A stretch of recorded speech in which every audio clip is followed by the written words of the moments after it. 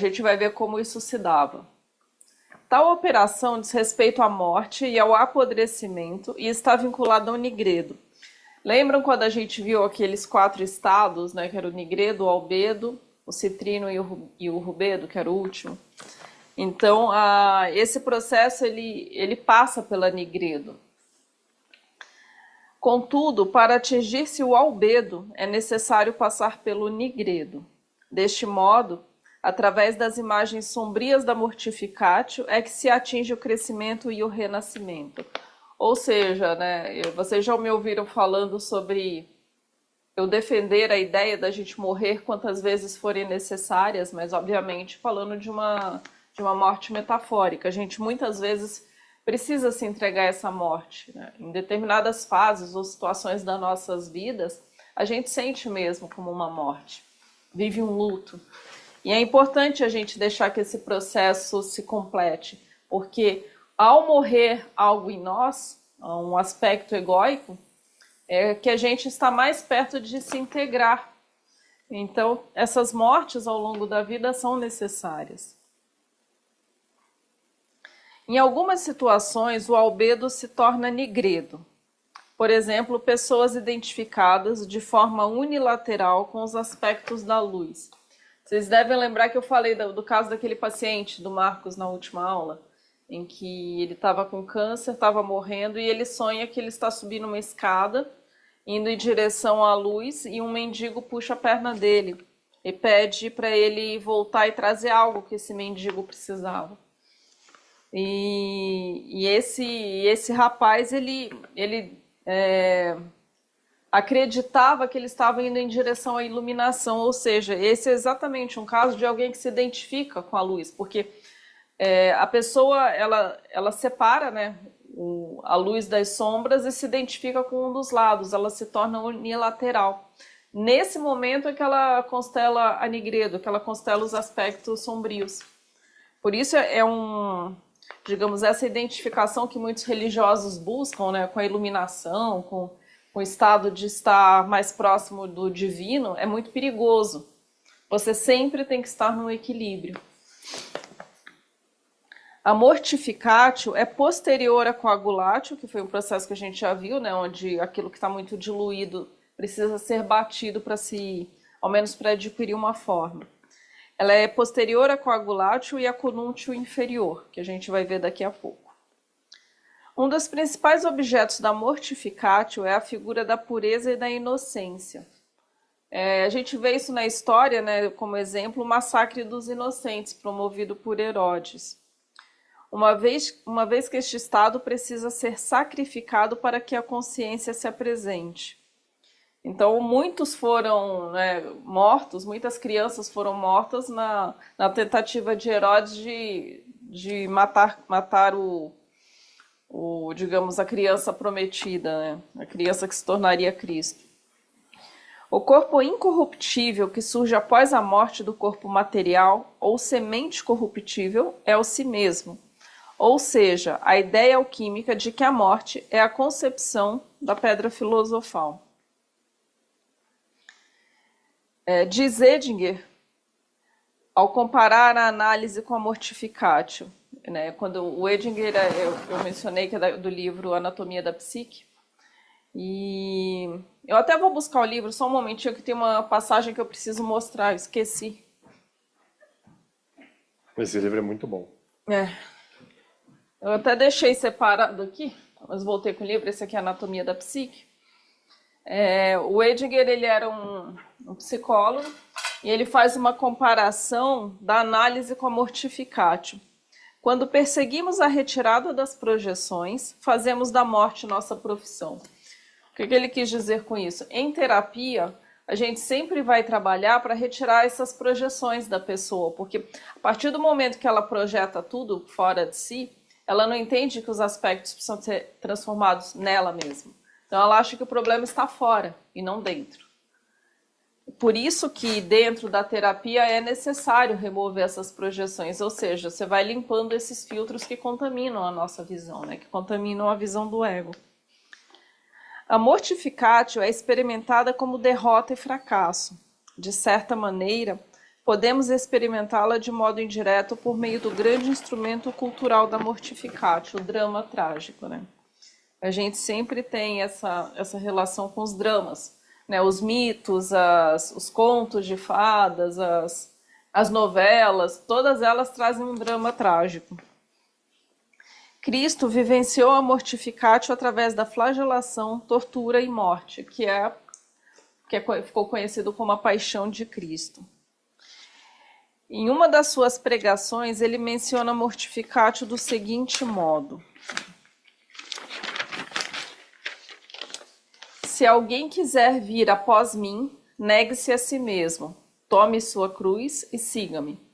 Porque aquele que quiser salvar a sua vida vai perdê-la, mas aquele que perder a sua vida por minha causa vai encontrá-la. É claro que quando Cristo falava, né, trazia essas filosofias e esses ensinamentos, ele estava falando não dele da pessoa física, mas dele enquanto um símbolo. Então é isso que muita gente confunde nas passagens religiosas. É ele enquanto um símbolo, ele enquanto uma metáfora. Porque ele também falava que todos nós poderíamos nos tornar Cristos. A gente caminha para isso. Mas precisa estar disposto a viver essa morte. Em termos psicológicos, esta passagem faz referência à lei dos contrários. O fato da experiência inconsciente de um lado constelar seu contrário no inconsciente. Na medida em que abraça continuadamente a morte, o ego constela a vida em profundidade. Vocês já devem ter ouvido falar na pulsão de morte, que ficou tão famosa por causa do Freud, que na verdade a teoria da pulsão de morte não é dele, né? É da Sabine Spielrein, que é uma que aparece no filme Jornada da Alma, que foi um filme que eu indiquei logo no início do curso. E o Freud foi contrário a... Né, no primeiro momento ele foi contrário a essa ideia da Sabine.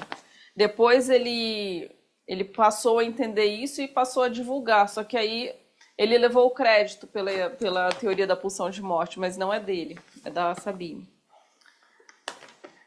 Ou seja, aquilo que a gente havia falado sobre sempre que você assume um lado, você constela o oposto, vai exatamente nesse sentido, né? Sempre que a gente que abraçamos a morte, o ego constela a vida em profundidade. Essa pulsão de morte é exatamente no sentido de sempre que eu me entrego à morte ou eu busco por essa morte, na verdade o que eu estou buscando em mim é a vida.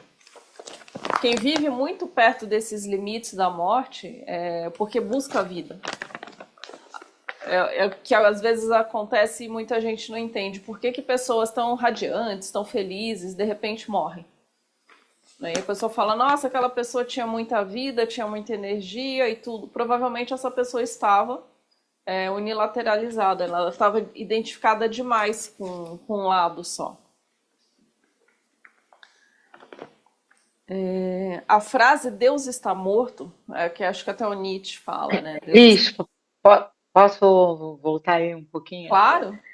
Essa história assim, unilateralizada, assim, de que forma? Ela só via alegria na vida dela, assim, ela só via felicidade, ela não entrava em contato com a própria sombra, com as suas limitações. Muitas vezes sim, são pessoas que elas acreditam que elas têm que viver tudo com muita intensidade. Então, tudo que chama, né, para o recolhimento, para o inconsciente, às vezes até para uma depressão, essa pessoa se recusa. Ela não entra em contato com isso, ela não se entrega a esses momentos de reflexão, de contemplação, de olhar para a própria dor, porque dor todo mundo tem. Mas, né, sofrimento todo mundo passa por isso, várias vezes durante a vida. Mas algumas pessoas, elas não conseguem olhar para isso, elas têm aquela ideia de serem sempre positivas, né? Então eu tô mal, o que eu vou fazer? Eu vou chamar meus amigos, vou dar uma festa, vou encher a cara, ou sei lá, vou viajar, qualquer coisa assim.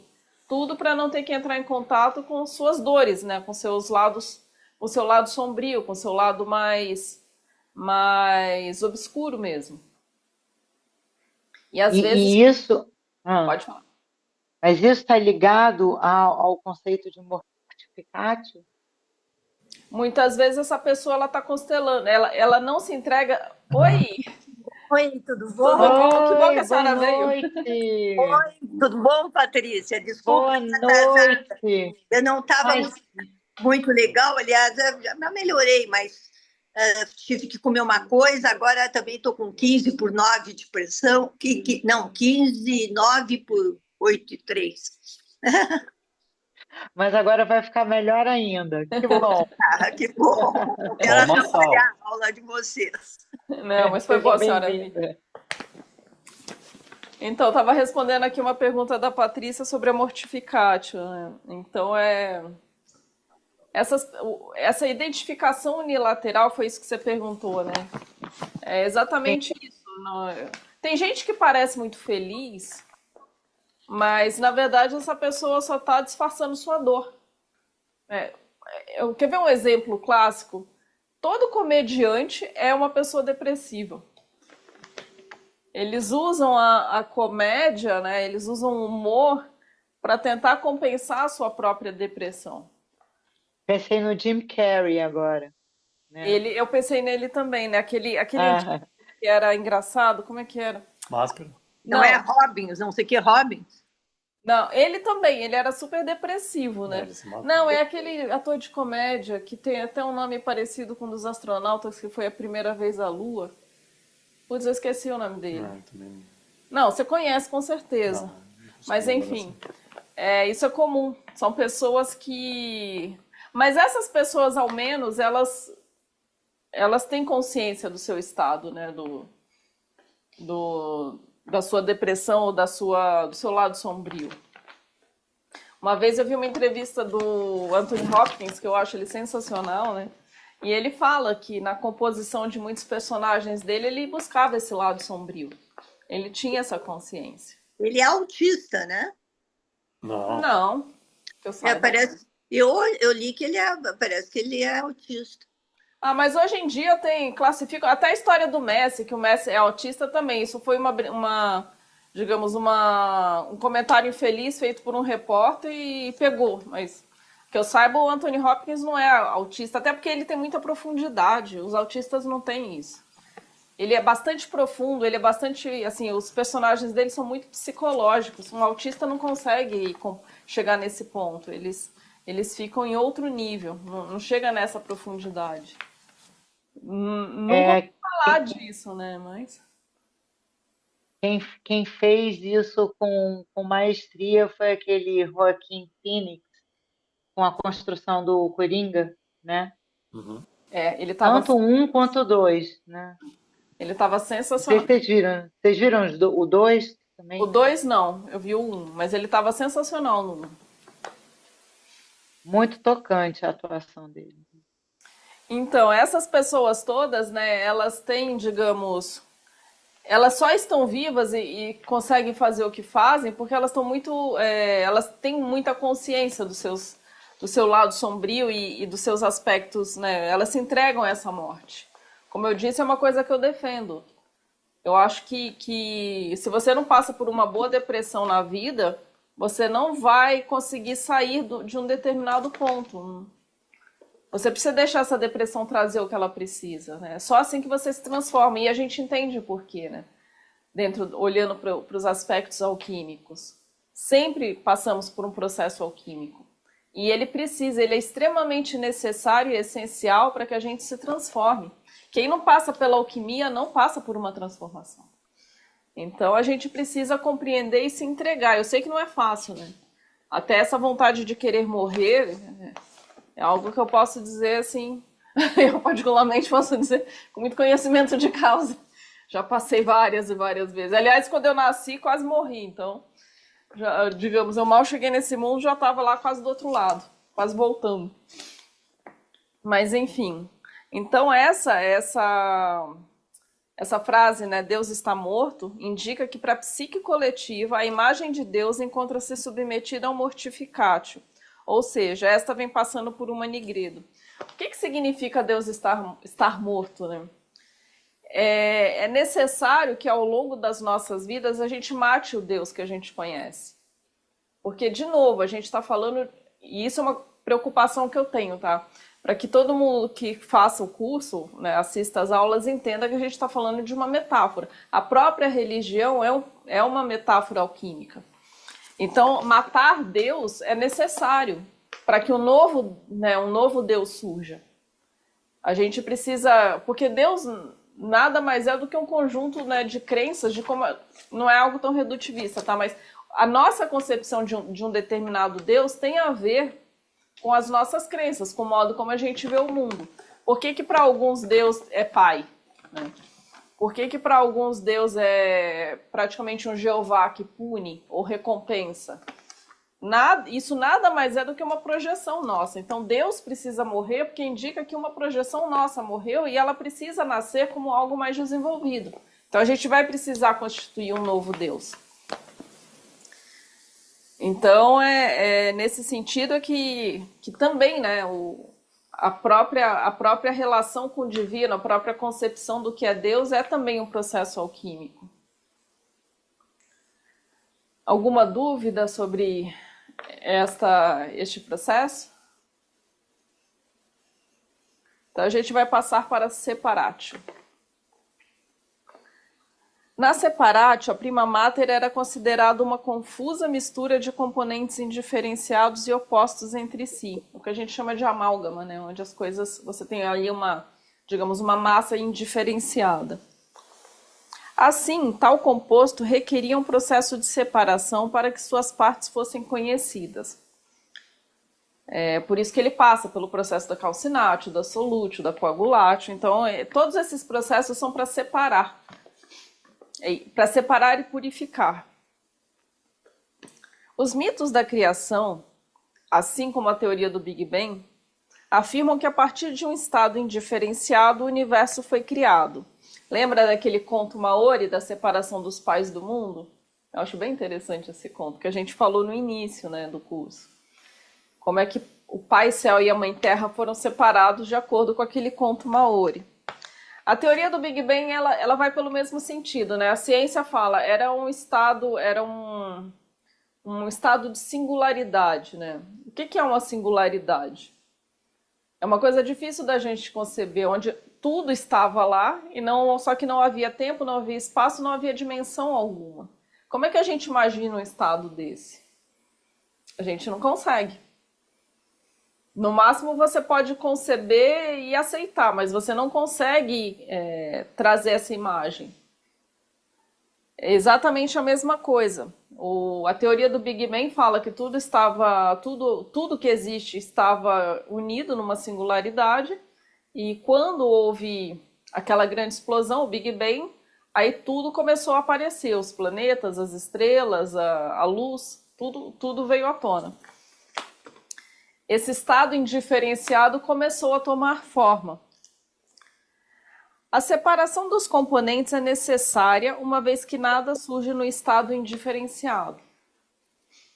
Em termos psicológicos, o resultado da separatio pela divisão em dois é a consciência dos contrários, característica essencial da consciência emergente. Lembra que a gente falou também dos números? Você tem o número 1, onde tudo é uma única coisa, e tem o número 2, que é onde os opostos são separados. Só que uma coisa que a gente não pode esquecer, é que sempre que você separa os opostos, eles só existem porque um depende do outro. Dentro da cosmologia, há a teoria de que existe o universo, que o nosso universo é formado de matéria, e existe um outro universo idêntico formado de antimatéria. Pelos cálculos da física, tem que ter tudo que se tornou matéria tem o seu oposto. Então, em teoria, a gente teria um universo igual ao nosso, só que formado de antimatéria. É exatamente essa ideia de que os opostos, eles só existem porque, eles, apesar de estarem separados, um depende do outro. Então, por isso que a gente fala, sempre que eu polarizo, que eu vou para um lado, que eu escolho um lado, eu constelo o lado oposto sem perceber, sem intenção, mas eu estou lá trazendo o oposto. Então, por exemplo, se eu tento me proteger demais porque eu estou com medo, sei lá, de ser roubada, O que eu estou constelando sem perceber é exatamente o ladrão que vai me roubar. Não é interessante, né? Porque a gente às vezes tem muito medo de uma coisa e a gente, sem se dar conta, caminha para esse medo, caminha para aquela situação. É muito interessante isso. Tem até aquele ditado, aconteceu o que eu mais temia, né? Exatamente. Por quê? Porque ao temer algo e não elaborar esse medo e não tentar entender o que ele diz, eu estou, na verdade, constelando o oposto.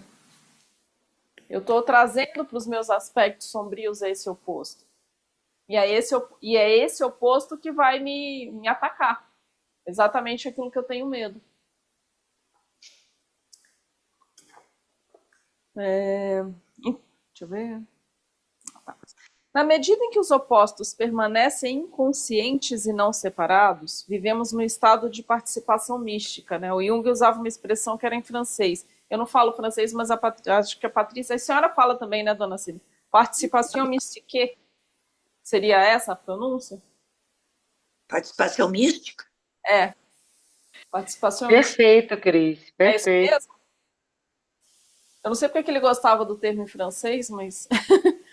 Então, o que ele queria dizer com essa participação mística? Significa a identificação com um dos lados do par de opostos e a projeção do seu contrário como inimigo. Ou seja, né, sempre que eu me identifico com um lado, o que eu faço com o lado oposto? Eu acredito que esse oposto é o meu inimigo. É aquilo que é o mal, que é aquilo que está tentando me atacar, me roubar. Né? A gente vê hoje muito isso em política. Né? Aliás, não só hoje, né? Políticos sempre foram assim.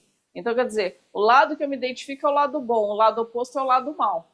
E você vê que as duas partes são muito semelhantes. Né? Isso acontece muito entre religiosos, as religiões mais radicais acreditam que só elas têm a verdade.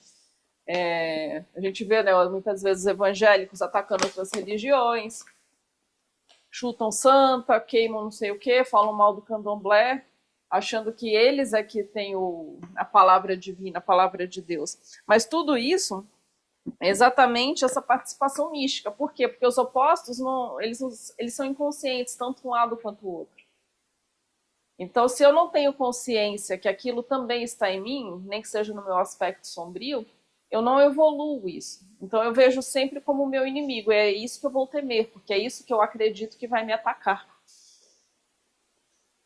Um importante aspecto da psicoterapia é o processo da separatio, cujo componente mais relevante é a separação entre sujeito e objeto, pois um ego imaturo não diferencia exterior e interior, componentes objetivos e subjetivos, aspectos literais e concretos.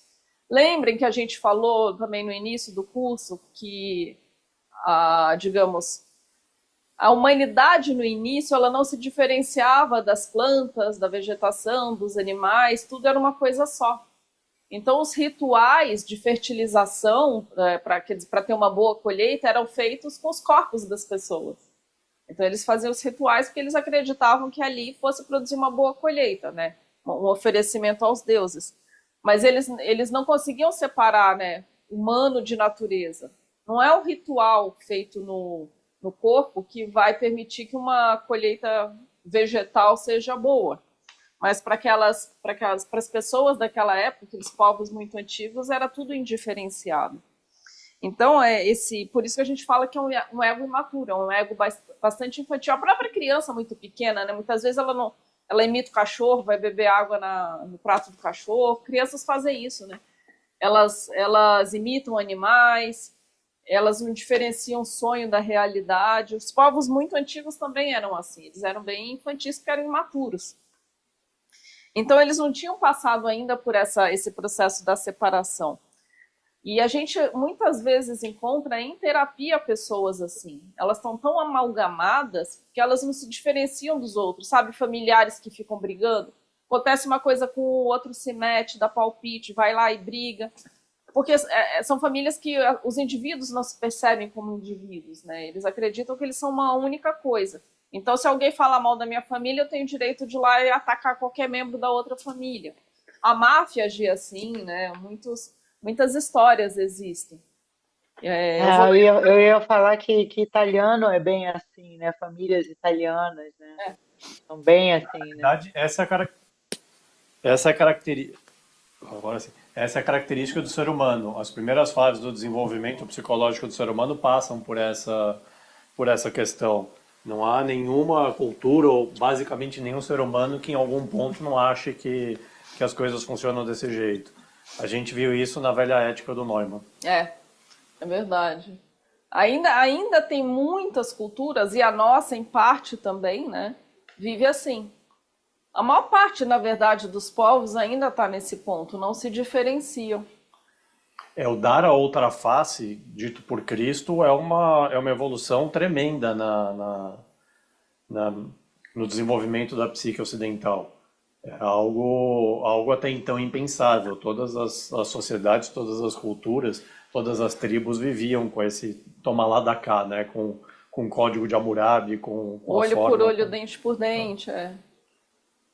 Inclusive era um direito legal, né? Você ir lá e se vingar de um membro da família da mesma forma que alguém da sua família foi ferido, né? Ou foi de alguma forma afetado. A gente falou disso, desse assunto, em algum, talvez no valor do feminino, não sei. Eu até falei de exemplos que, assim, porque isso ainda existe no interior nordestino, né? Existe. E aí eu até comentei sobre um filme magistral, com a atuação impecável do Rodrigo Santoro, Você comentou. Abril Despedaçado. É, Lembra disso? lembro. E esse Abril Despedaçado é justamente isso, duas famílias, que um mata o outro, né, em vingança, e ele quer botar um fim, enfim, não vou dar spoiler, mas assim, é um filme que vale a pena ser visto. É exatamente essa ideia. Isso acontece até hoje em países como a Albânia, né? Você pega o pessoal lá do leste europeu, eles estão também no nível bem atrasado em vários sentidos. Então lá as famílias matam até crianças. Porque alguém da família foi morto ou foi ferido, eu vou lá e, né, me acho no direito de matar um membro daquela família também. Deixa eu ver. Então a gente estava falando, né, que que o processo da separatio ele é importante para separar. Lembra que a gente fala também sobre pessoas que não têm subjetivismo? Elas são literais. Elas interpretam tudo de forma literal. A Bíblia é literal, né? Os ensinamentos, qualquer ensinamento tem que ser vivido de forma literal. Eu vou ter que sair e já volto. Tá bom. Qualquer coisa é interpretada de forma literal, porque eu não consigo entender a metáfora, eu não consigo me É, separar daquilo. esse é um problema, assim, por exemplo, em religião, né, qual o Corão, por exemplo. Cada um interpreta ele ali de um jeito, né? Uns dizendo que é tudo literal e cada um tem a sua razão, né? E quer impor ao outro a sua forma de. O próprio cristianismo ele é interpretado de forma literal, né? As pessoas às vezes falam umas coisas ou têm umas ideias que você fica pensando de onde, né, elas entenderam que Cristo deixou esse tipo de ensinamento. É uma interpretação literal, que nem ele fala, né? Eu não vim trazer a paz, mas vim trazer a guerra. Cristo não fez guerra. A guerra que ele estava falando é exatamente uma guerra dentro de si, é onde você precisa se separar, né, dos seus aspectos indiferenciados e compreender o conflito que se apresenta. Interessantemente, no Líbano, os cristãos de várias denominações guerreavam entre si. Eles acreditavam textualmente nessa ideia e achavam que um bom cristão deveria matar todos os outros que não fossem iguais a ele. Então, os mioquitas, maronitas, e ortodoxos, católicos apostólicos, e todos esses tentavam se matar. Mesmo muito próximos nas suas crenças, ainda assim eles tentavam se juntar ao amálgama através da separação. Ou seja, né, o islamismo acontece isso também, né? Eles consideram que quem Os não... sunitas e xiitas é basicamente uma história do início do islamismo, em que eles se separaram logo depois do grande profeta deles, logo depois de Maomé, e aí até hoje um tenta exterminar o outro. Você vê que quanto tempo, energia, né, e falta de compreensão, né, quer dizer, você perde vidas e vidas e milhares de vidas ao longo da história e pouca consciência se forma. E o cristianismo não é muito diferente, tá? Cristo é uma, né? Jesus Cristo deixou um ensinamento e os ditos cristãos entendem outra coisa, em grande parte. É aquela história, Maomé não era muçulmano, né? Cristo não era cristão. Eles não deixaram religião, ao contrário do que muita gente acredita. Exato. Eles deixaram ensinamentos filosóficos. A Igreja Católica tomou para si o cristianismo, né? Eles falam, né, que Cristo deixou a Igreja Católica. Cristo nunca deixou. Igreja alguma. Nunca. Ele deixou ele deixou pensamentos e deixou reflexões muito profundas, que até hoje a gente tem dificuldade em compreender e viver de acordo. Mas ele nunca deixou religião. Sonhos com espadas, lâminas e facas indicam uma separatio. Do mesmo modo, sonhos com a morte de uma pessoa. Muitas vezes a gente sonha que alguém querido morreu, e a gente acha que isso pode acontecer literalmente. Mas esse sonho com morte é uma ideia, quer dizer, o que se traz, o que a psique traz, eu preciso me separar de algum aspecto daquela pessoa, né?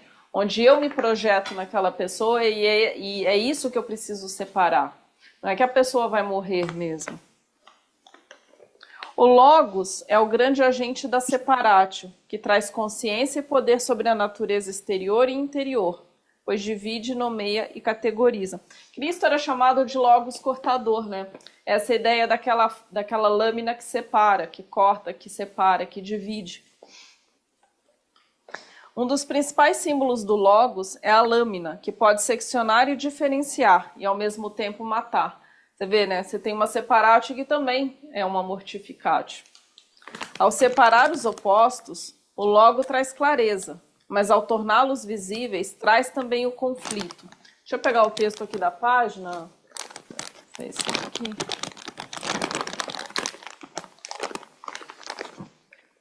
Enquanto isso, eu ganho um petisquinho do meu pai.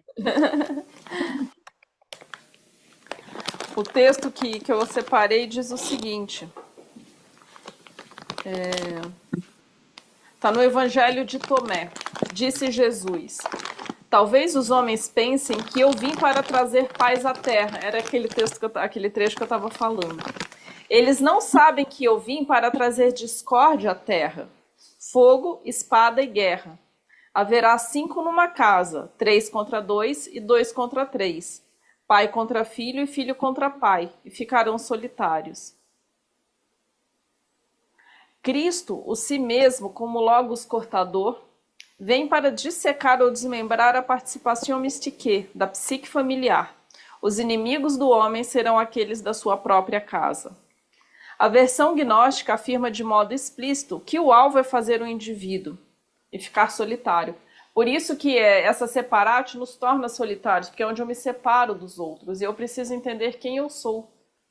Eu não posso me ver, né? Isso é uma coisa que a Patrícia sabe que eu defendo bastante, eu falo bastante.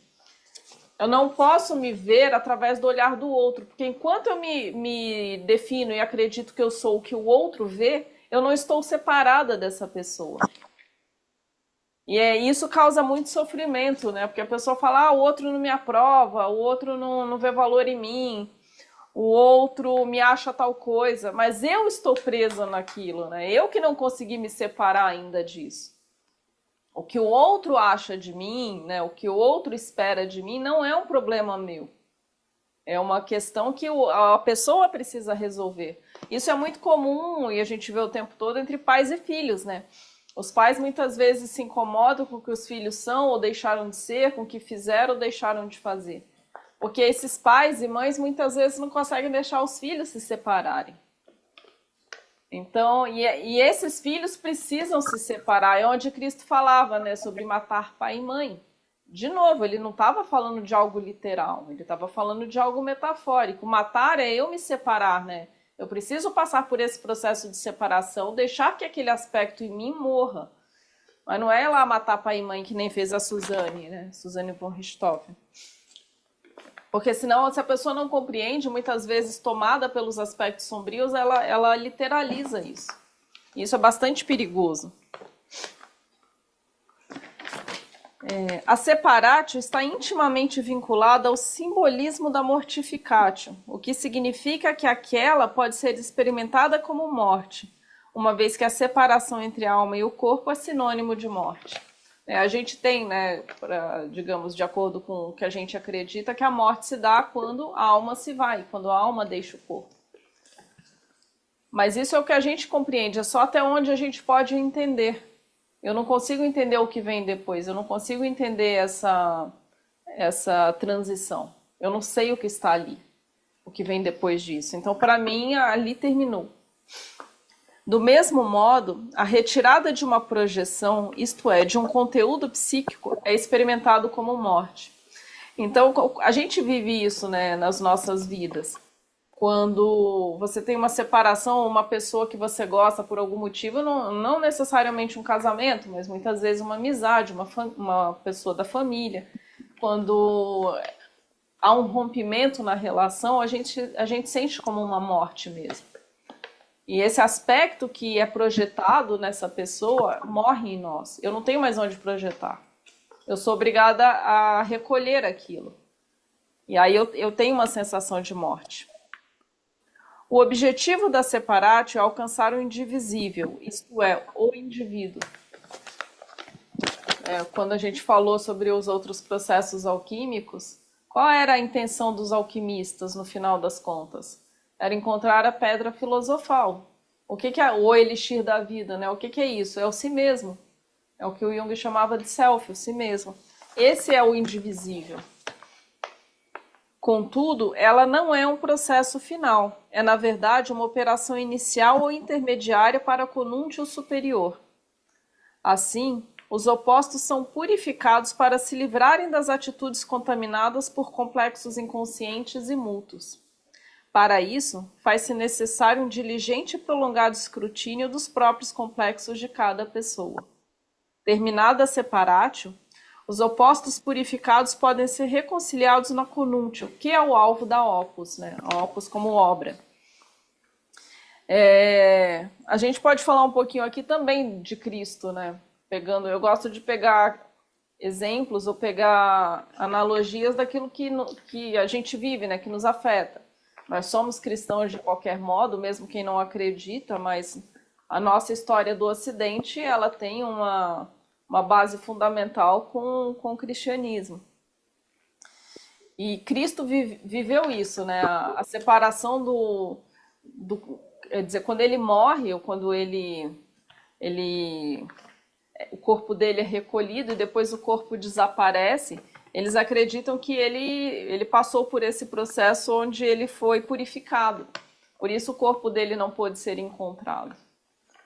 Isso são, digamos, é uma parte dos cristãos que acredita, né, que esse corpo incorruptível de Cristo foi possível por causa da condição dele, do nível dele. Por isso que o corpo dele nunca foi encontrado. Mas procurar o corpo de Cristo é como procurar o cálice sagrado, né? É a mesma coisa. Ele não é para ser encontrado porque ele é um símbolo. Então, agora a gente vai passar para a conúntio, que é a última fase do processo alquímico. Tudo leva a conúntio, tá? E a conúntio, eu vou falar um pouquinho dela e depois vou falar dos dois tipos de conúntio. Alguma dúvida sobre a questão da separatio? Tudo bem? Conútil, traduzindo, o que é que eu não sei? Comunhão. Comunhão. Que na Igreja Católica se usa bastante, né? A comunhão é a união dos opostos. Por isso que para a Igreja Católica o casamento tem essa função, né, de ser a união dos opostos entre um homem e uma mulher. Por isso que a Igreja Católica não reconhece qualquer outro tipo de comunhão de pessoas do mesmo sexo ou qualquer coisa assim. Ela não aceita. Porque para ela eles não são opostos, eles são semelhantes. Mas a questão dos opostos não está exatamente no corpo físico, né? Mas sim daquilo que eu represento, do meu papel. A conúntio é o ponto culminante da opus e apresenta tanto um aspecto extrovertido quanto um introvertido. Do lado extrovertido, a gente está falando aqui ainda dos alquimistas, né? Do lado extrovertido, gerou o estudo da combinação química que levou à química moderna e à física nuclear. Então você vê que os alquimistas, conforme eles foram desenvolvendo o trabalho, os seus trabalhos, os trabalhos ficaram conhecidos ao longo da história, você teve duas consequências. No mundo externo, teve a química e a química é derivada da alquimia, teve a química e a física, especialmente a física nuclear. E do lado introvertido, ele gerou interesse pelo conjunto de imagens e pelos processos inconscientes, levando à psicologia profunda do século XX. Para alguns, eles se tornaram químicos, físicos, enfim, derivaram para até questões sociais. E para outras pessoas, né, elas foram em busca dessas imagens, só que dentro de si. Então, isso gerou a psicologia profunda do século XX, que é, no caso, o Jung que traz isso, né? Claro que antes dele existiram outras pessoas que iniciaram esse trabalho, o próprio Freud, de quem ele foi amigo durante um tempo, mas ele é que foi o que mais se aprofundou no inconsciente. Por isso que a psicologia do Jung é chamada de psicologia profunda ou psicologia analítica. Quando se tenta compreender o rico e complexo simbolismo da conúntio, deve-se distinguir entre a conúntio inferior e a superior. A conúntio inferior é uma união ou fusão de substâncias que ainda não se encontram completamente separadas ou discriminadas. É sempre seguida pela morte ou mortificatio. Já a conúntio superior é o alvo da opus e a realização suprema. Onde a gente vê a conúntio inferior em demasia, né? Nos casamentos. A gente casa, é verdade, a gente casa com aspecto, não é que tudo é oposto a nós, não é isso, mas a pessoa com quem a gente casa, ela traz aspectos opostos. Ela traz aspectos que são meus, mas que eu não reconheço, estão na minha sombra. Então eu projeto aquilo na pessoa. Da mesma forma que ela faz comigo, né? A gente sempre projeta um no outro, e não é só nos casamentos, né? A gente projeta as nossas questões nas amizades, nos familiares, enfim, como eu disse, na política, na religião, enfim, em tudo a gente projeta, nos vizinhos. Mas ela é chamada de inferior porque ainda as pessoas que estão envolvidas nessa conúntio inferior ainda não têm consciência dos seus próprios aspectos. E é interessante porque muitas vezes a gente se conscientiza de alguns aspectos em nós, mas não de todos eles. Então em algumas coisas a gente supera, a gente consegue olhar para aquilo e evoluir, e em outros a gente ainda está preso lá na sombra. Então, como a gente falou uma vez, a nossa evolução ela não é linear e ela não vem com tudo de uma vez. São aspectos em que a gente é muito desenvolvido e outros que nós somos pouco desenvolvidos. Mas isso faz parte da nossa evolução. Então, vamos falar agora da conúntio inferior. Sua natureza é caracterizada pela união dos opostos que foram separados de maneira imperfeita. O produto resultante é uma mistura contaminada que deve ser submetida a procedimentos adicionais. Aí lá vai. Eu dei o exemplo dos casamentos porque é onde a gente mais vê, né, onde a gente vê muitos conflitos. Então essas partes, né, que se juntam estão contaminadas. Esta ocorre sempre que o ego se identifica com conteúdos provindos do inconsciente, algo que sempre acontece no processo analítico. Então o ego olha para aquilo e ele não consegue entender o que aquilo significa em essência. Então ele se identifica com aquele aspecto. Então muitas vezes eu odeio alguém porque aquela pessoa representa algo que eu vejo, né, que eu enxergo. Eu me identifico com aquilo e acho que aquilo é o mal. Mas o mal está no outro, né, não em mim. É como muita gente interpreta. O que a pessoa não percebe é que ela está vendo no outro uma projeção de si mesma. A maldade está nos olhos de quem vê, né? Muitas vezes está na pessoa que pratica, mas ela também ela é um receptáculo dessas projeções, né? Quando a gente fala, por exemplo, do Hitler, a gente pega o Hitler porque ele é um exemplo, né? Ele é um grande exemplo que está na história até hoje. O Hitler não fez o que fez e não era o que era de forma individual. Ele era um receptáculo das projeções de um povo daquela época. De uma certa forma, o que ele fez, né, e todos os horrores que ele cometeu, são resultado de uma sociedade que queria aquilo. Tem até naquele livro Ao Encontro da Sombra, que eu já tinha mencionado, um dos capítulos tenta entender como pessoas aparentemente normais, que eram pacíficas, foram capazes de cometer as atrocidades, né, como se tornaram nazistas e como fizeram o que fizeram. Eram pessoas, assim, absolutamente normais para a sociedade. Nunca tiveram nenhum ato criminoso, nem nada. E como elas foram capazes de tal crueldade, né? De submeter pessoas, seres humanos, àquelas crueldades. Não aceitavam os judeus, né? Não aceitavam.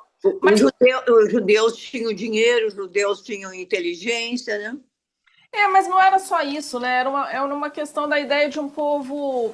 Porque se você for olhar pelo lado dos judeus, os judeus se consideram um povo escolhido. Eles trazem essa ideia arrogante de que eles são superiores. E aí entra em conflito com os germânicos que acreditavam ser descendentes dos arianos, o povo puro. E aí você tem ali duas nações se considerando as nações escolhidas, né? Uma era a preferida de Deus, a outra era a que deveria governar a terra e só ser ela, que era, no caso, os arianos acreditavam nisso. Então, a perseguição aos judeus, a história acredita que teve a ver com dinheiro, né, com riqueza e tal, mas tem algo muito mais profundo e algo muito mais sombrio. Se a gente for ver a história desses povos, você vê que quer dizer, os opostos, eles são aspectos da mesma coisa. Era um perseguindo o outro. E hoje a gente vê os judeus fazendo algo muito parecido com os palestinos, né? Eu não vou entrar aqui no mérito se eles fizeram certo ou errado, tinham direito ou não tinham, não é essa a questão, mas é a ideia de que eu vejo em um outro povo, em uma outra nação, o mal. Eu vejo o mal. Então, o que eu faço com aquilo que eu considero mal? Eu me julgo no direito de exterminar. Os judeus passaram por isso ao longo da história, não foram só com os nazistas, né? Eles passaram com os egípcios, eles passaram com o Império Romano, depois eles passaram com os germânicos.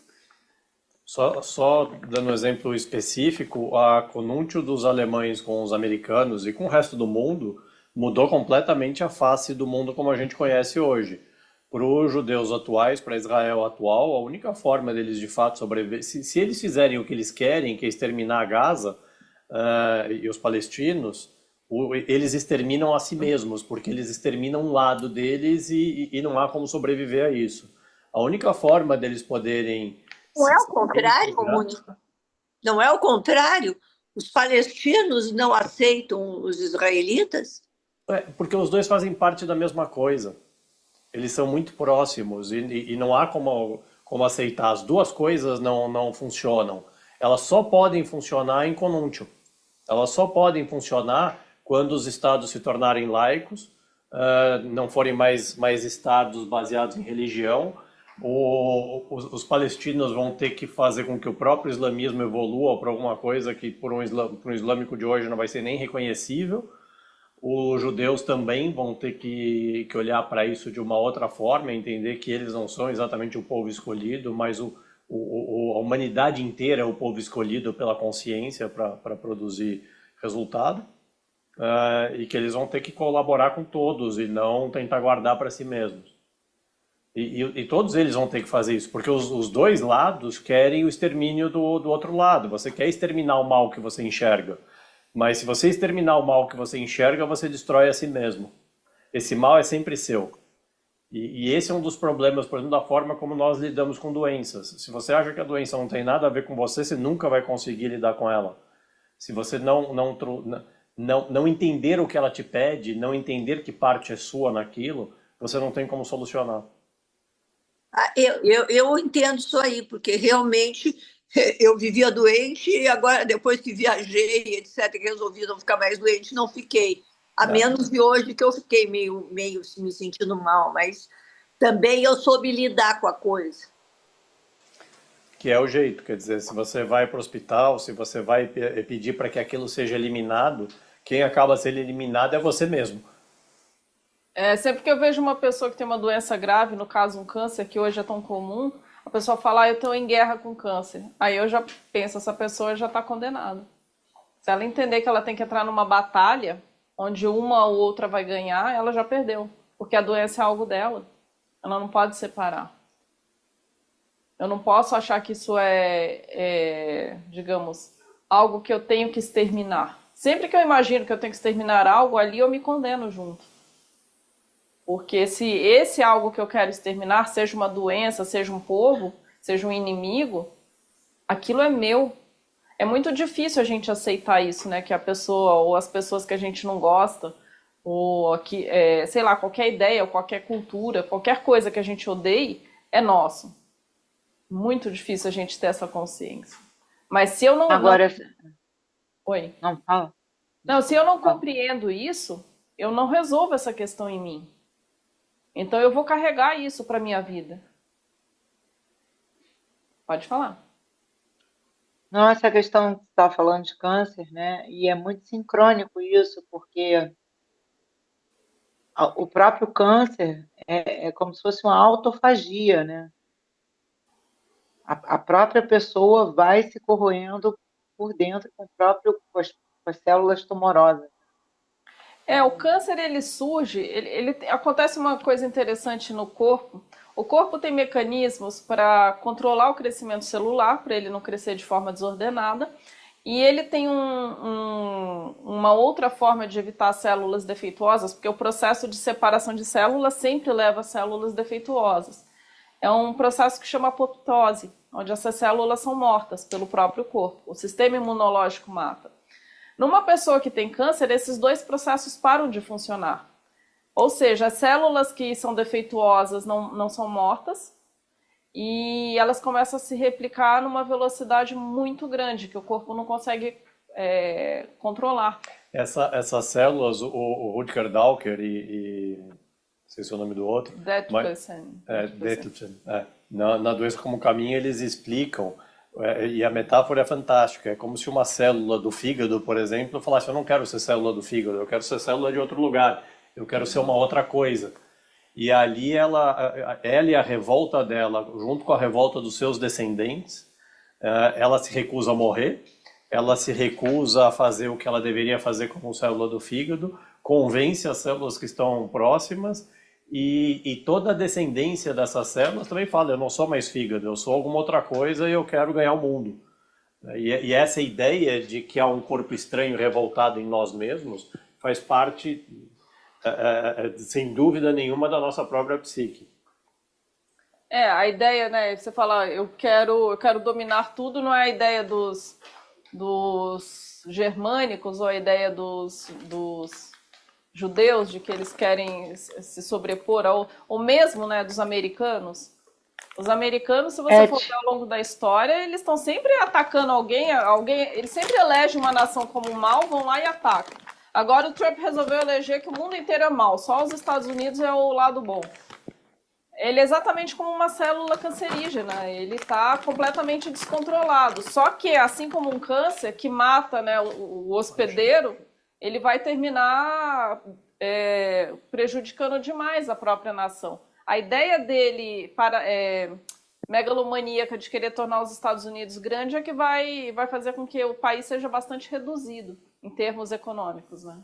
Eu estava vendo comediantes agora, porque o Trump tá virando uma coisa interessante, né, para a comédia americana. Eles estavam falando porque ele põe e tira tarifas do mesmo jeito que ele acorda, a cada 5 minutos ele muda de ideia. E aí falaram, mas olha, a China tem armamentos nucleares, então se nós formos para guerra com eles vai ser uma guerra de destruição geral. Ah, não, então esquece das tarifas. Ah, mas a gente pode colocar tarifas no Canadá, então coloca tarifas no Canadá, mas o Canadá vai desligar a energia. Falaram, ah, então tira as tarifas do Canadá. Então, falando se o México ficar numa situação péssima, porque ele está destruindo a economia mexicana, vai entrar um monte de gente nos Estados Unidos, eles vão pular muro, vão por debaixo do muro, vão dar a volta no muro, vão fazer qualquer coisa. Na hora do desespero, eles vão ser invadidos. E o Trump teve esse problema, ele basicamente, com toda a ideia dele do muro do primeiro governo, foi o governo que mais recebeu, o governo americano que mais recebeu estrangeiros como imigrantes. E agora ele tenta resolver isso, falando, não, o problema são os imigrantes, se voltar para o americano médio vai dar tudo certo, mas não vai dar certo. O próprio americano é um imigrante, ele não quer ser o que é, inclusive ele é descendente de alemães, né? Ele traz essa característica dos germânicos, né? Essa característica nazista, ele tem muito disso. Só que ele não tem ideia do que ele está fazendo, né? Ele está tomado pela própria sombra e as consequências vão ser graves. A ideia dele transformar Gaza num resort, por exemplo, é algo que parece que não dá certo naquele lugar do mundo. Tirar os palestinos de lá e falar, agora vocês vão ter que ir para a Jordânia ou para o Egito.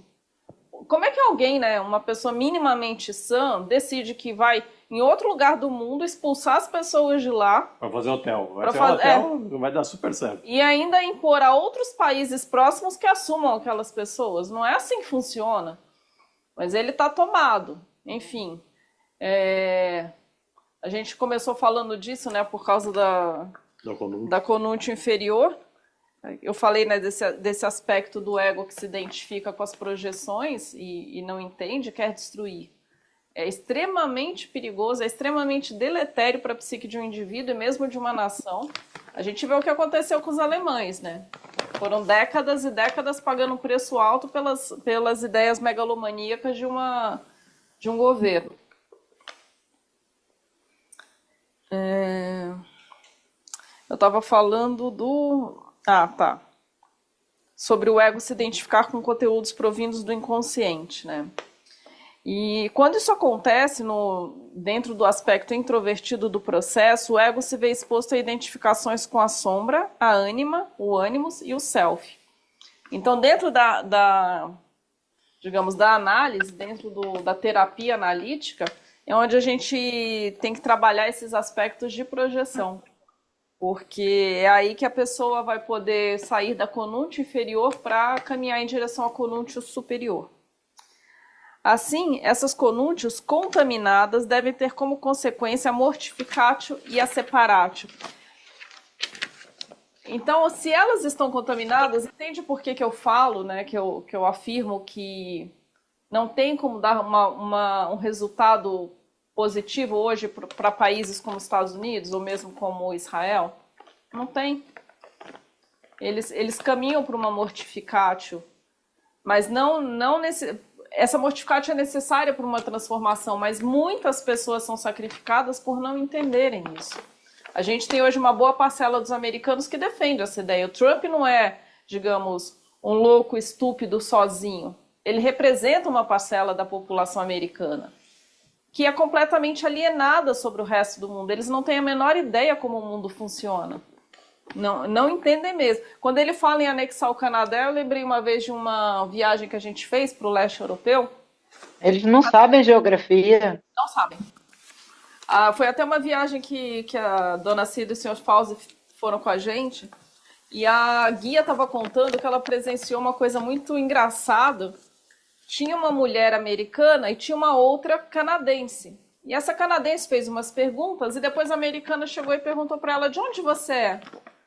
Né, de que lugar dos Estados Unidos você é? Ela falou, não sou dos Estados Unidos, eu sou do Canadá. Sim, mas em que lugar dos Estados Unidos fica o Canadá?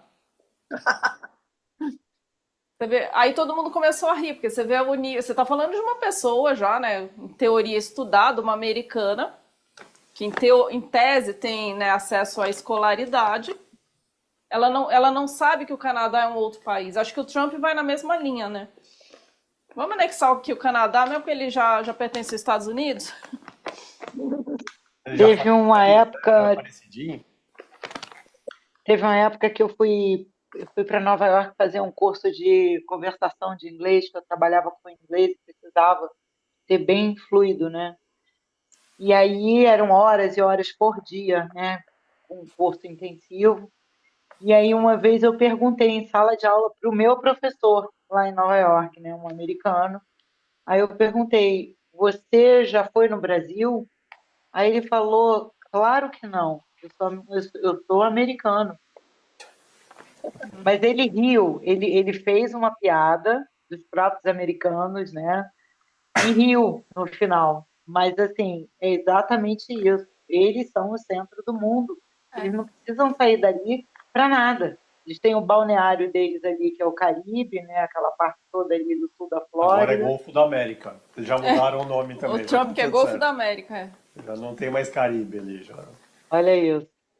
Então, mas você vê, né, o que um ego identificado com os aspectos sombrios causa, né? Os romanos viveram a mesma coisa também. Eles achavam que Roma era o único O centro local do mundo, do mundo, era o centro do mundo, o resto interessava muito pouco. E essa característica imperialista, né? Tanto que os romanos, os italianos têm até hoje, os que são nascidos em Roma se identificam primeiro como romanos.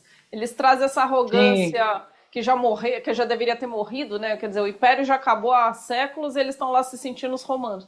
Os americanos têm isso, né? Eles têm muito dessa característica imperialista dos romanos. Inclusive tem uma coisa interessante, o símbolo das duas nações é uma águia, né?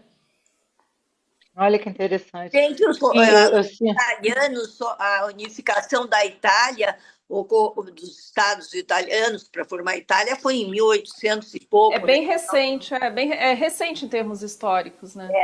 eu tô com fone é, sem fio. Eu vou fechar aqui rapidinho que eu preciso ir no banheiro. Tá Tá bom, bom? Eu tô ouvindo, tô ouvindo. tá bom. Isso falando, a gente falou do aspecto introvertido, né, que essas conúntios contaminadas devem ter como sequência mortificatio e separatio. E no aspecto extrovertido, o ego identifica-se com determinados indivíduos, grupos, instituições e coletividades. Tais identificações são misturas contaminadas que contêm tanto o potencial do indivíduo para atos nobres, quanto para desejos não regenerados de poder e prazer. É exatamente o que a gente está falando, né? Falamos do Hitler, falamos do Trump, é a mesma coisa. Quando você tem um governante, uma pessoa com poder que tem, digamos, uma característica nobre, ela trabalha para melhorar isso. Tem muitas pessoas, né, alguns governantes que realmente melhoraram a situação das suas nações, dos seus povos. Mas outros não, eles são, como ele fala aqui, né, atos não regenerados de poder e prazer. Ou seja, a pessoa fica presa numa ideia de que ela é grandiosa, de que a cultura dela, ou a nação dela é a melhor coisa do mundo. É onde ela realmente sucumbe. É muito perigoso esse estado, né? Esse estado do ego. Essa identificação do ego ela é extremamente perigosa. Deste modo, para que atinjam a conúntio superior, devem passar antes por uma purificação. E agora a gente vai para a última parte do processo alquímico, que é, como diz o Edinger, o alvo da opus, né? O alvo da obra, da grande obra. O objetivo da opus é a criação da pedra filosofal. Sua produção resulta de uma união final dos opostos purificados, no qual mitiga e retifica toda a unilateralidade. Ou seja, nesse caso, os opostos estão prontos para se unirem de uma forma íntegra, no sentido de que eles não trazem mais contaminação. À medida que a pedra vai sendo preparada, submete-se o material a repetidas reversões e transformações no oposto. Ou seja, né, ele precisa passar por um processo onde ele vai passar também pelo seu oposto. Do mesmo modo, o processo terapêutico também é um alternar-se para melhorar, no qual a pessoa entra em contato com seu oposto e um novo ponto de vista se apresenta. Este novo ponto é a conúntio. Exatamente isso que ele fala. Na terapia, no processo de terapia, a gente vai trabalhando com o paciente e lapidando todas essas contaminações até ele entender, né, quem ele é, até a pessoa ter consciência de quem ela é.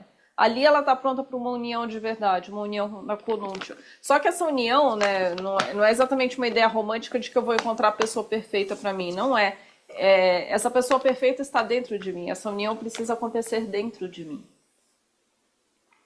O aspecto extrovertido da conúntio superior promove o interesse social e a unidade da espécie humana. Então, essa é das pessoas que têm essa característica extrovertida, é isso que elas vão produzir no mundo. Elas vão produzir uma melhoria para a coletividade, né? Elas vão trazer, digamos, evoluções.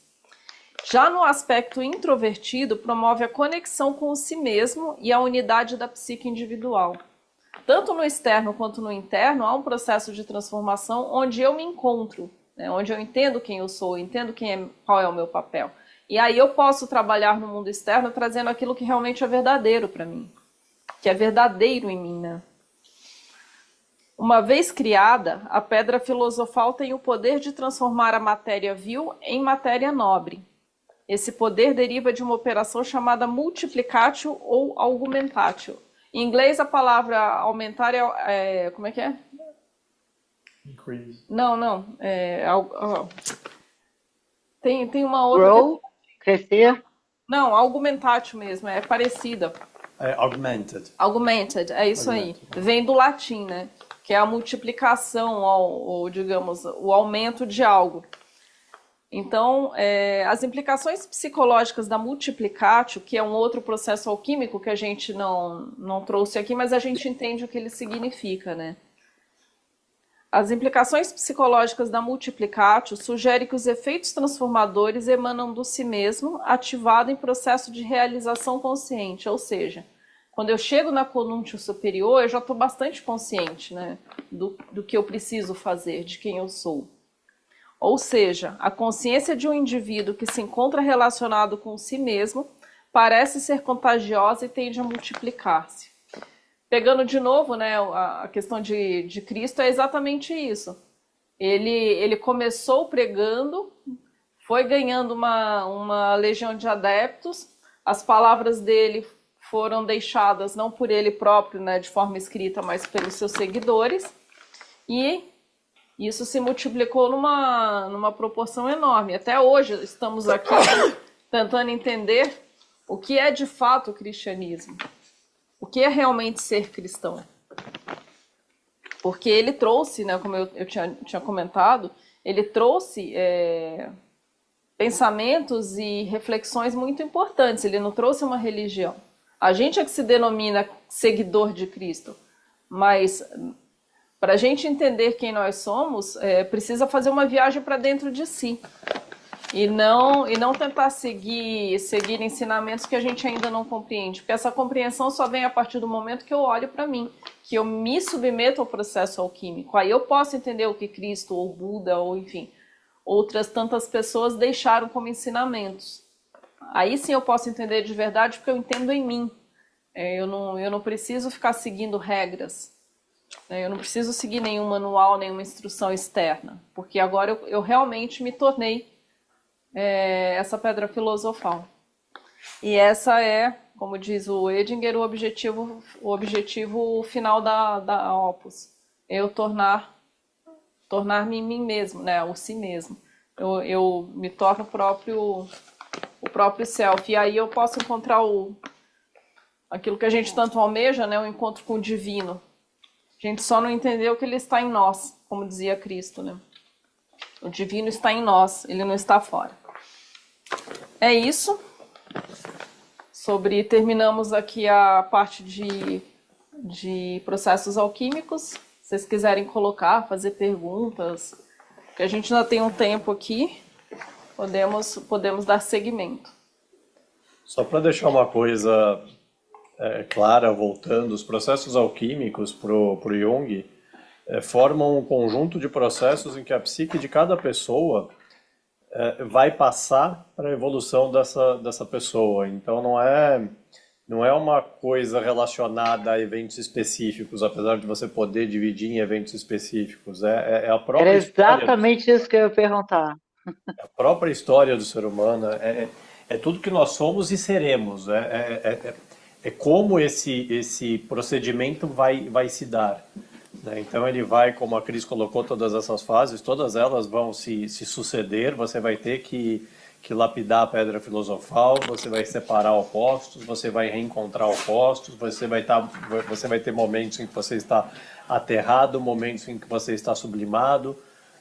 Então você vai passar por estados diferentes, e este passar por estados diferentes né, por esses processos todos, é o que vai fazer com que nós evoluamos querendo ou não.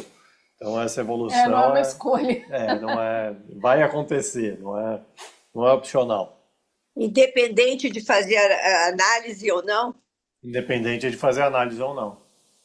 Não é a análise, a ideia da análise é que ela funcione como um catalisador, que ela funcione como algo que possa fazer com que você não tenha que ser martelado pelos processos alquímicos, né, ou forjado pelos processos alquímicos tantas vezes, de tantas formas, porque até entender dessa outra forma, né, entender esse tipo de coisa, você vai continuar achando, não, o problema é que ainda tem inimigo vivo. Eu não sei onde ele está, mas ele está em algum lugar e se eu acabar com ele, aí sim todos os problemas se resolvem.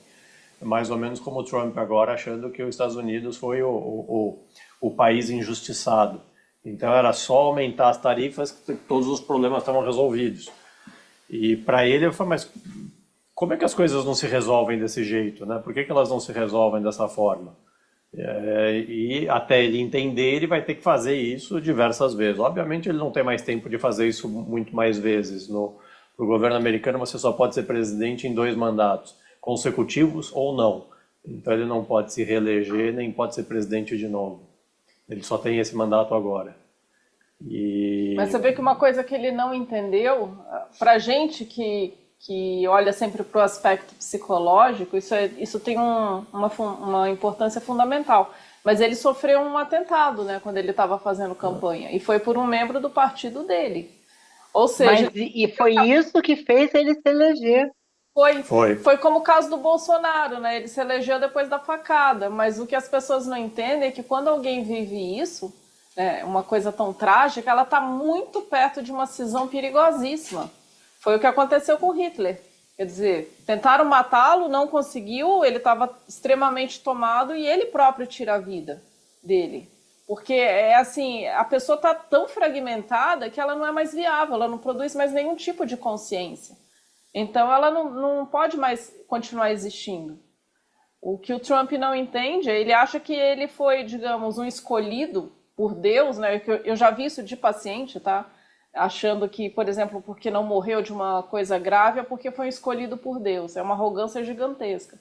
Mas a ideia de que eu sou tão forte que essas pessoas inferiores não conseguem me atingir, né? Eu sou tão superior a tudo isso que eu não morro tão fácil assim. E é uma ideia bastante perigosa, porque quando ele sofre o atentado e ele levanta, ele faz um gesto de vitória, né?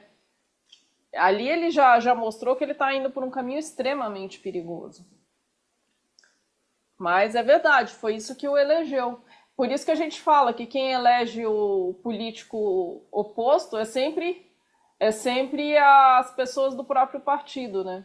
Do partido oposto. Ou seja, a gente fala quem elege o Bolsonaro são os de esquerda, mesmo que eles não aceitem isso. E quem elege o Lula são os de direita. Porque você constela aspectos opostos. Então você acha que quem colocou aquele no poder, o seu inimigo no poder, foram os adversários, mas não foi. Foi você próprio junto com aqueles que pensam da mesma forma. Eu uso a política como exemplo porque a gente está numa época em que isso está muito evidente. Mas quem colocou o Trump lá no poder foram os democratas. É óbvio que, olhando superficialmente, pode parecer absurdo. Mas se você for olhar do ponto de vista psicológico, é exatamente quem constela o Trump são os democratas e vice-versa. Quando o Biden ganhou, né, foi a mesma coisa. Foram os republicanos que colocaram o Biden no poder. E assim a humanidade vai seguindo, sendo atropelada sem entender. E a vantagem da terapia é que esse tipo de coisa pode ser compreendido de uma outra forma e catalisado em menos processos, quer dizer... Obviamente, os processos que vão ter que existir, existirão.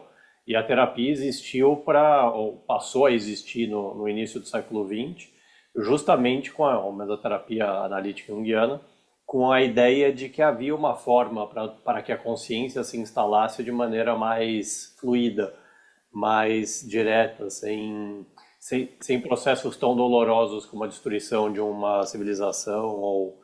No nosso caso, as nossas guerras agora adquirem características absurdas, né? O risco é que não tenha mais humanidade depois de uma guerra nuclear. Então, ou a psique evolui rápido, ou a ética do nosso povo atual evolui rápido, ou a gente destrói a Terra para nós mesmos. Eu me lembro que quando você deu essas aulas, né, da nova e da velha ética, a gente até levantou essa questão, né, que eu falei desesperançosa ali, né, que eu achava que não tinha uma saída, não. Aí, se eu não me engano, acho que foi o Munir que falou que vocês dois, né, que estava evoluindo, né, que Uhum. tinha essa possibilidade, né, de os conceitos da Eu nova lembro que eu ética. comentei do Eu acho que foi propósito. você. Existe um propósito, senão a gente não existiria enquanto espécie. O nosso propósito é trazer a consciência.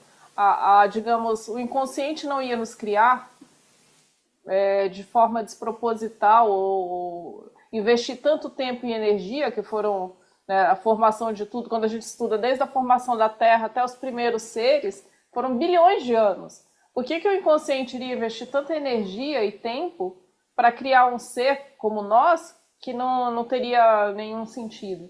Existe um sentido e ele é grande. Ele é um sentido bastante importante. A gente é que ainda não compreende isso, né? Mas existe um propósito, sim.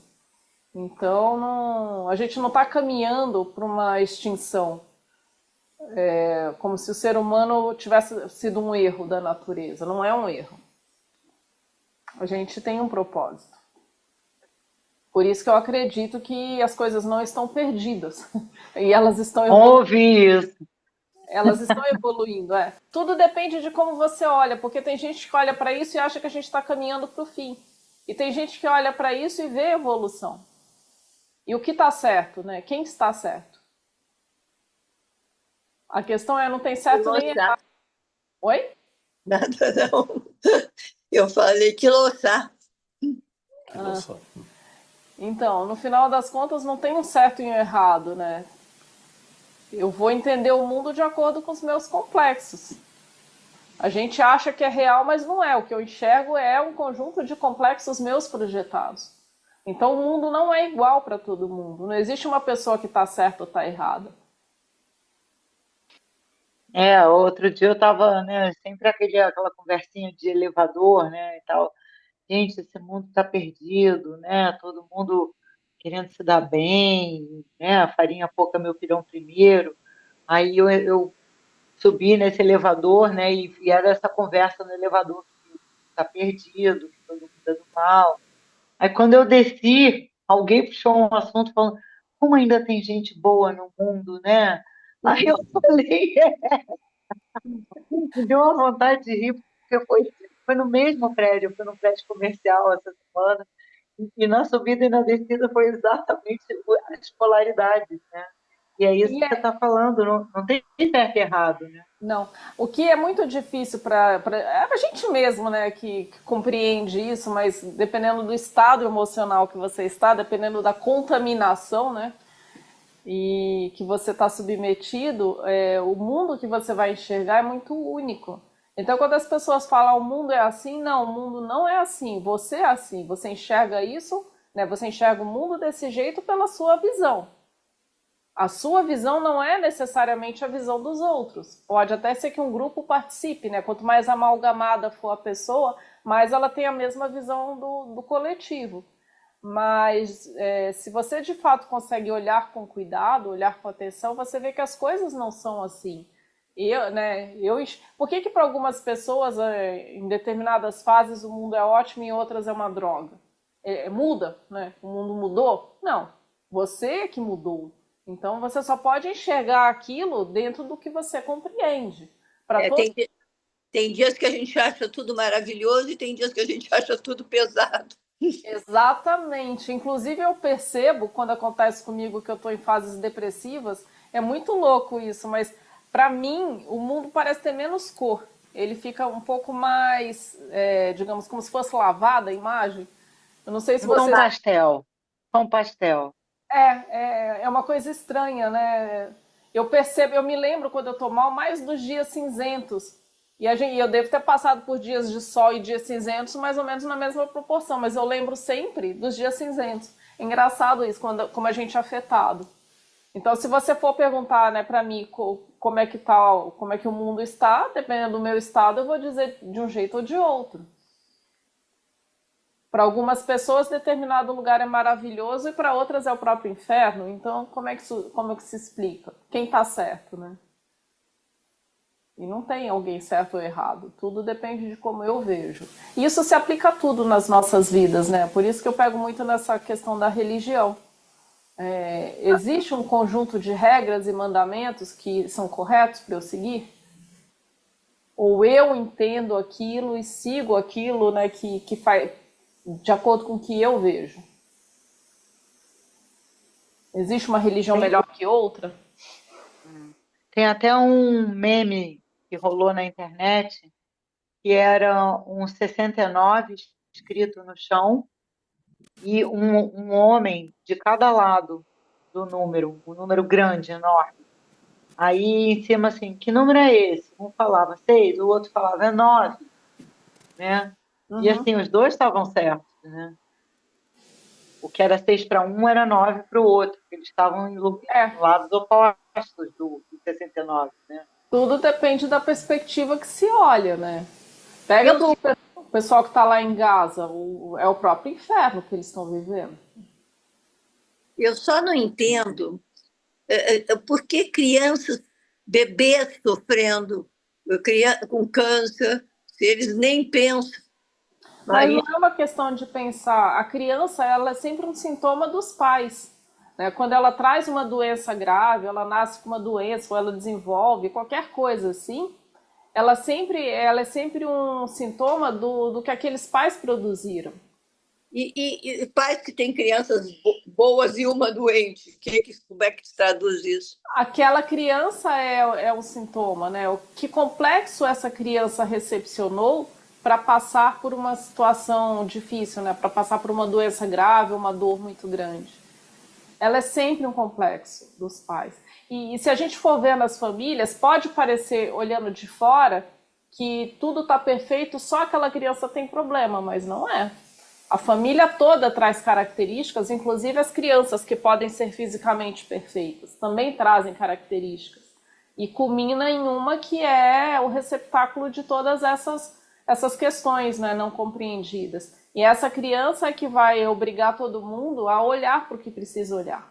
Muitas vezes a família inteira fica em função daquilo, né, daquela criança com problemas, ou sofre por uma doença grave, ou uma morte precoce. Mas a criança, ela não sofre porque por um acaso, né? Ela traz a necessidade dos pais olharem para aquilo. Eu não acho muito justo, né? Mas o que seria justo, né? O que a gente entende? Como é que a gente forma o conceito do que é justo? Como é que eu olho para algo e digo isso é justo? É uma coisa muito complexa, mas realmente a criança sofrer dores, sofrer coisas, sendo que não é como vocês dizem, uma sombra dela, né? Não, ela é um sintoma. O sofrimento, se a gente for entender o que é o sofrimento ele é uma interpretação do ego. O ego olha para aquilo e fala, não, eu não concordo com isso, eu não aceito isso, eu não posso lidar com isso. O ego julga que aquilo é inadequado e sofre com isso, né? Para o sistema não há a ideia de certo e errado, né, ou de um sofrimento. A gente diz que para o sistema ele vai trazer a situação que você precisa para olhar, para enxergar algo. E ele vai trazer o que for necessário quantas vezes necessária. Ele não tem pena da pessoa se ela está sofrendo ou não. Ele entende que é aquilo que é necessário. Então, o ego julga que aquilo é um sofrimento justo ou injusto. Para o sistema, não há essa ideia de que aquilo deveria ou não deveria acontecer. Se aquilo aconteceu, é porque aquilo tem que trazer algo. Quem vai aprender com aquilo, ou o que vai ser aprendido, é o inconsciente que determina, né? Mas a ideia de ser injusto algo é só um julgamento nosso. A gente não pode fazer muita coisa para mudar a vida, né? A gente não pode mudar o que está fora de nós, a gente só pode mudar o que está dentro de nós. Eu não posso olhar para algo fora, falar isso está errado e eu quero mudar isso. Ninguém tem esse poder. O que a gente faz é olhar para os nossos aspectos, onde aquilo me afeta e entender como eu me transformo com aquilo. E aí sim, o mundo, à minha volta muda, mas ele muda como consequência. Ele não muda para se adaptar ao que eu acredito que é adequado ou não. Esses dias a gente viu um caso interessante, uma senhora chamada Joy, que descobriu que ela tinha capacidade de sentir o aroma, o cheiro de várias doenças, em especial o mal de Parkinson. E ela conseguia descobrir o mal de Parkinson décadas antes que os exames fossem capazes de detectar qualquer coisa. E ela andava pelo mundo, né? Porque ela acabou entendendo isso porque o marido dela tinha Parkinson e ela falou: o cheiro do meu marido mudou. E começou a perguntar para cientistas e alguns cientistas se interessaram por esse negócio. Estou contando a história rapidamente, é mais complicada que isso. Se interessaram por esse negócio, confirmaram que realmente ela conseguia sentir Ela fez vários testes, esse odor. Fizeram testes, pesquisaram a mulher, essas coisas todas. E ela, o marido morreu, né, de Parkinson, com 60 e poucos anos de idade. Mas ela ficou muito conhecida no mundo dos parkinsonianos e andava pelo mundo, em palestras e coisas assim. E ela, num determinado ponto, ela falou: eu precisava decidir se eu contava para as pessoas ou não que ela teria essa doença décadas depois daquele encontro com ela. No início ela contava, depois ela descobriu que ela não podia contar, não era um direito dela fazer isso. A pessoa precisava viver a vida dela até onde fosse para depois encontrar essa doença. Não era uma pergunta que a pessoa fez a ela, né, eu tenho isso, eu não tenho. Depois ela descobriu que ela conseguia cheirar tuberculose, Câncer. Alzheimer e alguns tumores. Eu ia perguntar isso, se era só um tipo de história Parkinson. Aí eu e a Cris estávamos discutindo como deve ser a vida dos cachorros, porque os cachorros têm de 100 mil a 100 milhões de vezes mais capacidade olfativa. Então eles sentem isso o tempo inteiro. Mas ao mesmo tempo eles não podem falar sobre isso, eles não podem... Inclusive se usa, né, em alguns casos, cachorros para detectar tumores. Já se sabe que muitos cachorros têm a capacidade de identificar. Mas o cachorro, ele não tem um ego para ficar considerando se ele deve ou não falar para a pessoa que ela tem um câncer ou tem uma doença grave. O cachorro não vai se preocupar com isso, ele não vai entrar numa crise por causa disso. Mas você vê que uma pessoa, né, no caso uma mulher, descobriu que tinha a mesma capacidade de alguns cachorros e qual era o dilema dela? Eu conto ou não conto? É meu direito ou não é? Falar para a pessoa obrigação, que daqui a alguns anos ela vai ter uma doença grave, vai ter incurável. Sintomas, incurável. O ego faz essas ponderações, o ego entra nessa análise e julgamento. É por isso, né, que quando a Cida pergunta se é justo ou não, a questão não existe essa consideração de ser justo ou não ser justo para o sistema, para o inconsciente. Ele nunca considera se algo é justo ou injusto. Ele considera que ele te traz aquilo que você precisa. E a hipótese contrária também é muito complicada. Tem um desenho, é um desenho, mas é uma animação bem interessante, chamada Panteon. E eles falam da evolução do ser humano no sentido de você começar a colocar a sua consciência em meios eletrônicos. Então, você fazer o upload para a nuvem, né, como diria a Dilma, da sua consciência. E ali eles descobrem que à medida que metade dos seres humanos em algum ponto tiveram as consciências enviadas para a nuvem, os corpos humanos deles deixaram de existir, eles começaram a perceber que havia um problema. Como não havia mais morte, um filho era sempre o filho. Você sempre tinha um monte de ascendentes na sua vida que também nunca morriam. E isso acabou criando um problema que o próprio sistema, que era para ser um sistema mais rápido e mais evoluído, acabava ficando involuído, porque todo mundo ficava preso exatamente naquela imagem do que era, sem nenhuma chance de modificação. E eles fazem uma série de considerações para onde a civilização iria se optasse por esse tipo de caminho, né, dessa descorporeidade. Então, nós sentimos os processos alquímicos nos nossos corpos, mas, ao mesmo tempo, esses processos vão acontecer na nossa psique, independente do que acontece no corpo. Hoje, o corpo é o teatro em que isso se apresenta.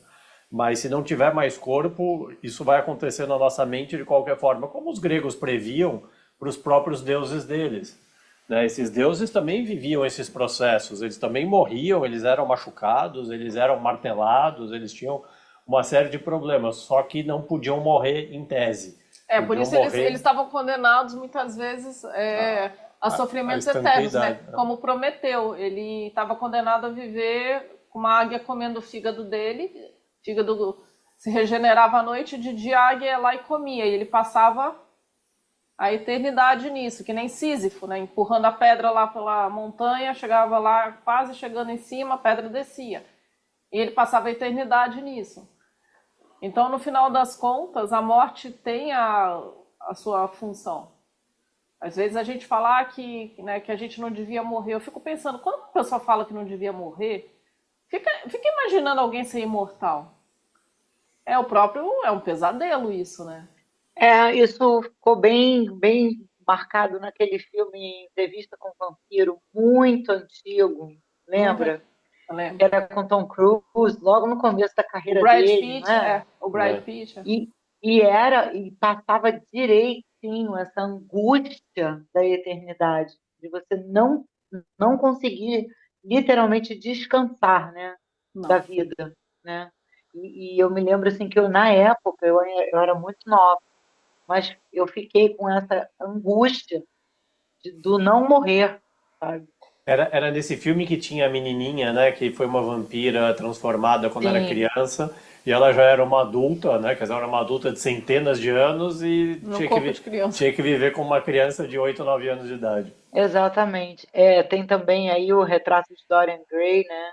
Que E eu li do um filme, Oscar eu li Wilde. um livro quando eu tinha 11 anos, que eu não consigo lembrar o nome desse livro, vou ver se eu pesquiso melhor, em que a morte foi, digamos, ela foi vencida pela ciência. E aí eles trazem todos os dramas que a imortalidade causava, né? As pessoas ficavam feridas com doenças horríveis, mas vivas.